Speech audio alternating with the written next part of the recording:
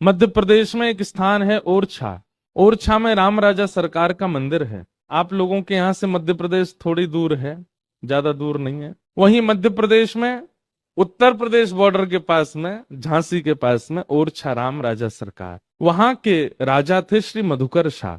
उनका ऐसा नियम था, कोई भी तिलकधारी अगर उनको दिख जाता था, कंठीधारी, धोती पहना हुआ, किसी भी रूप में कोई वैष्णव वेश में उनको दिखता था, अपने सैनिकों को उन्होंने आज्ञा दे रखी थी कि कोई भी वैष्णव वेश में दिखे उसको ससम्मान मेरे नगर में लाया जाए। उसको माला पहनाते, तिलक करते, आरती करते, दक्षिणा देते। अपरिचित, जानते ही नहीं है, फिर भी क्यों? क्योंकि तुमने कंठी पहनी है, तुमने तिलक लगाया है, तुमने धोती पहनी है, तुम ठाकुर जी के भेष में घूम रहे हो, इसलिए। ऐसे थे श्री मधुकर शाह जी। एक बार मनचले लोगों ने गधे को पकड़ के उसको तिलक लगा दिया और उसके गले में कंठी माला पहना दी और उसको ओरछा के मार्ग में छोड़ दिया। बोले ये मधुकर शाह राजा जो है, ये बहुत अपने आप को तिलकधारियों को प्रणाम करना, कंठी वालों को प्रणाम करना, ये बहुत अपने आप को बहुत विशिष्ट दिखाता है, इसको प्रणाम करके दिखाए तो माने हम। ये कहता है तिलकधारी कोई भी हो मैं सबको वंदन करूंगा, तो लोग गधा आ रहा है तिलकधारी। मधुकर शाह ने अपनी ओरछा के परकोटे में सैनिक बैठा रखे थे,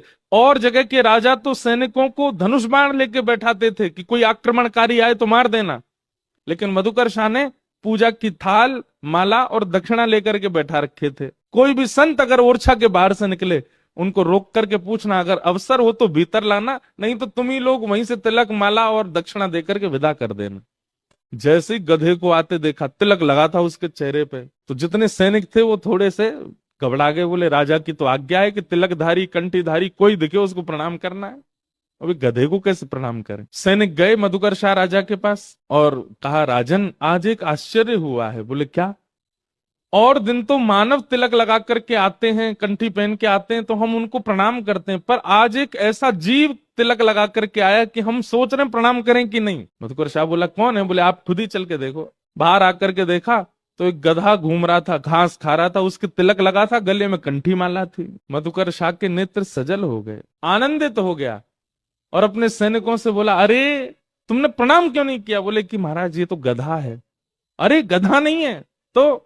बोले आज तक हमने 2 पैर वाले वैष्णव देखे थे, आज 4 पैर वाला वैष्णव आया है, प्रणाम करो इसको। और मधुकर शाह ने अपने सैनिकों सहित प्रणाम किया उस गधे को। भैया, ऐसे वैष्णवों को देख करके यदि मन आनंदित होता है, मन प्रफुल्लित होता है, मन में भाव उमड़ने लगते हैं, नेत्र सजल हो जाते हैं, तो ये समझना चाहिए कि हमसे ठाकुर जी राजी हैं।